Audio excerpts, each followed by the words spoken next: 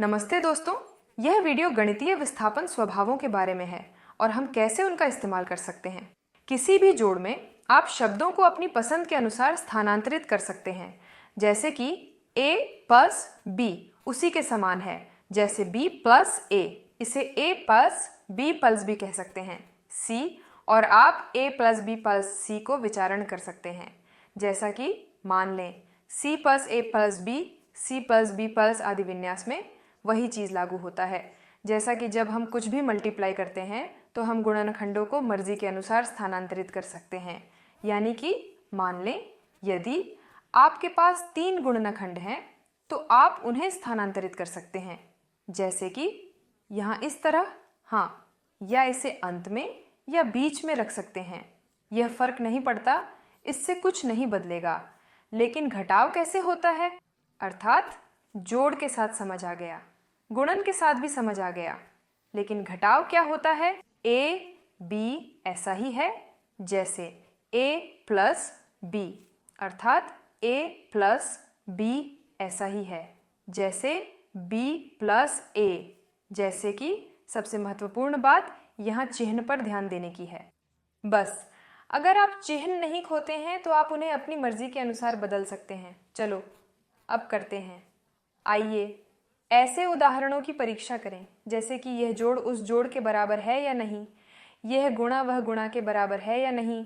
और इसी तरह 147 प्लस 35 से 35 हमारे पास यह है, हमारे पास वह भी है 147 सभी में प्लस का चिन्ह, हाँ, और वहाँ प्लस का चिन्ह और वहाँ प्लस का चिन्ह और वहाँ 35 और वहाँ 35 भी है। इसका मतलब है कि यह सही है, अर्थात ये एक ही बात है।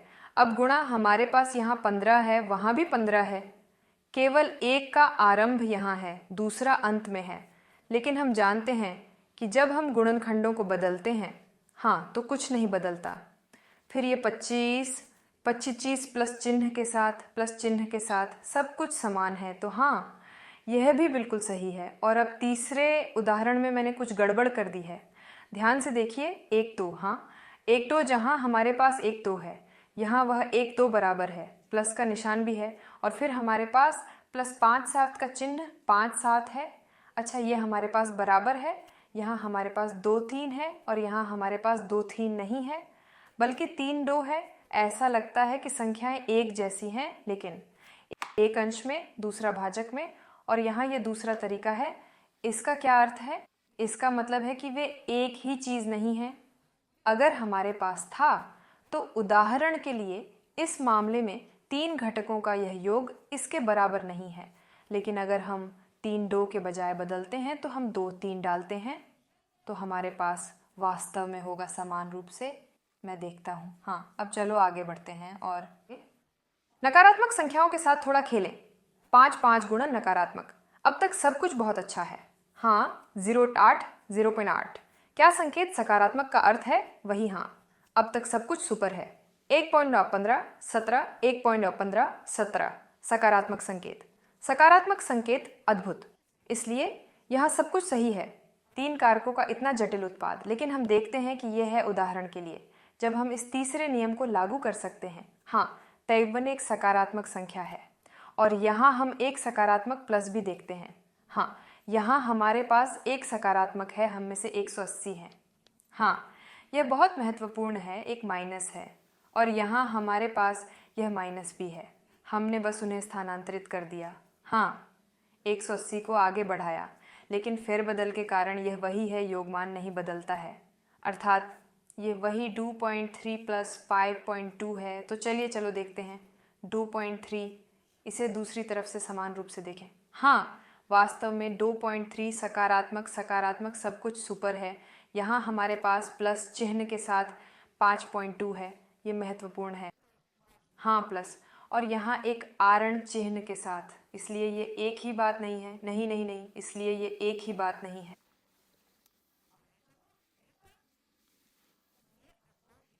हमारे पास 2 उदाहरण शेष हैं।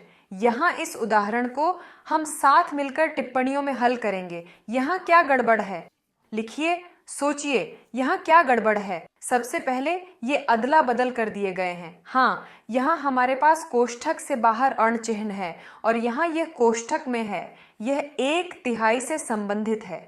लिखिए टिप्पणियों में क्या ये वही है या नहीं, आपको ऐसा क्यों लगता है। और अब चलते हैं इस उदाहरण पर। यहाँ इतनी लंबी पंक्ति, हमारे पास यहाँ गुणा, जोड़ और फिर से गुणा है और यहाँ मैंने कुछ बदल दिया है।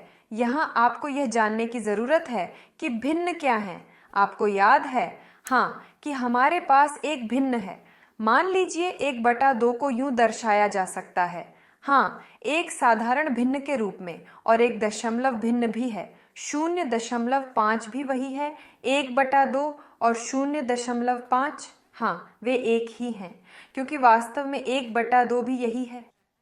यह भी 5, हाँ हम अंश को 5 से गुणा करते हैं और 2 भी 5 से गुणा करते हैं। हमें यहाँ 5 मिलता है। यहाँ 10, 5, 5, देखिए हमारे यहाँ 5 और 5 है और यहाँ भी 5.5 है। हाँ, ये बिल्कुल अलग जगहों पर है परंतु यही वही तथ्य है। तो फिर हमारे पास यहाँ और कौन सी संख्याएं हैं? संख्याएं, हम अभी तक वह अंश तक नहीं पहुंचे हैं जो साधारण रूप से दशमलव में बदल जाती है, जैसे कालाइस पूर्णांक 7 और 1.7 प्लस के साथ, हाँ प्लस के साथ, बिल्कुल यूं ही, हाँ RD 1.7। और अब हम भिन्न की ओर बढ़ते हैं 0.5 ऑन 2। हम जानते हैं कि यह एक ही बात है।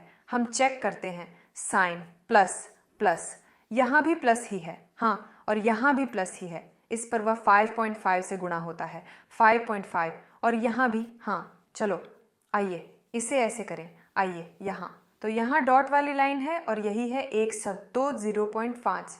ये यहाँ हमारा नियम है, यह काम करता है, यानी कि यह वास्तव में काम करता है। लेकिन हमें सतर्क रहने की आवश्यकता है और सही तरीके से साधारण भिन्न को दशमलव में बदलना होगा या दशमलव को साधारण भिन्न में। और 1/4 यह भी वही है जैसा कि 0.25, जैसा 25%। हाँ, ये ठीक इसी तरह लिखा जाता है, बिल्कुल सही। हाँ, सभी को 25 से विभाजित करें, अंश को 25 से विभाजित करें, कितना आएगा? 1, 100, 25, 4, 1, 4। यह भी वही है, एक ही बात है, मतलब कि 1/4 शार 0.25, ये प्लस साइन के समान है, प्लस साइन के साथ, इसीलिए यहाँ सब कुछ सही है। सबको खुश रखें, फिर मिलेंगे।